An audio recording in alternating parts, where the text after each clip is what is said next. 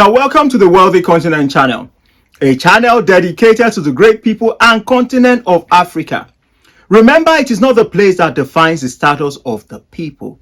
Rather, it is the people that defines the status of the place. As we continue our journey of financial literacy, we're going to be looking at the topic, why women shouldn't be financially literate. I don't know about you, but you see all these things. Personally, I think it's an archaic mindset because some people have this mindset that women should not be empowered financially. They shouldn't be taught because it's not in their place. And this is not just men thinking this way. You have women thinking also this way. And they have their reasons. I don't know if you think that the reasons are good enough for this kind of mindset. I believe it should be challenged. I believe it should be banned. It's archaic. It's not relevant to the society. It's not relevant to our lives. And we need to look at even the population. Look at how many women we have. For somebody thinking this way, that person needs to renew their mind. There are 4 reasons people think this way. The number 1 reason is, if women are financially literate, there won't be respect for the men, especially those who are married. The number 2 reason is there's going to be competition in the home or in the society if women are financially literate. The number 3 reason is, if as a woman you are financially literate and financially stable, it's going to be a threat for you to get married because people who are not as buoyant as you are will not approach you for marriage. The number 4 reason is the man is the breadwinner of the house. Now, these are 4 reasons, strong 4 reasons that some people believe it's not a woman's right or place for them to be financially literate. I want you to think about it. This is not tenable. This is not acceptable, and it should be challenged. Our wives, our daughters, our nieces, our granddaughters, our great-granddaughters, every one of them must be financially literate because it adds to us, it improves our lives. Now, I'm going to be challenging all these 4 reasons that some people come up with because they are archaic and the mindset needs to be renewed. The number 1 thing you have to know is that it is a beautiful thing for somebody to be financially literate. Money is not everything, but affects every area of our life. That is a fact. The number 1 thing that you have to know is that money is a tool. So men can know how to use the tool.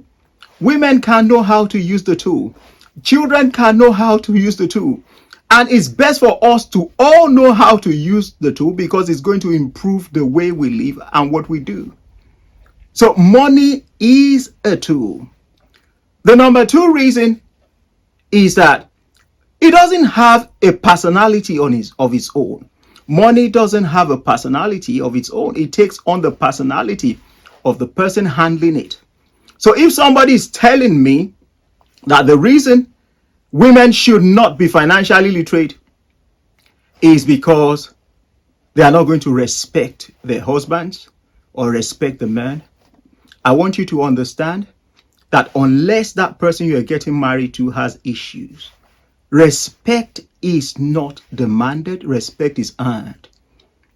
So naturally the person will respect you if you respect yourself. So it has nothing to do with money, it has to do with the person. The number 2 thing is, people say, yes, there's competition in the house. As a family, as a husband and wife, you're on the same team. You are not against one another.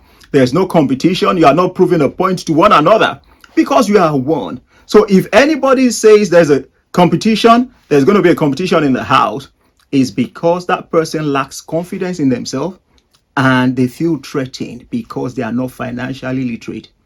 It should be a plus and not a minus if your daughter, your wife, your niece, your granddaughter, your great-granddaughter is financially literate. It's a plus and not a minus. The number 4 reason is the man is the breadwinner of the house.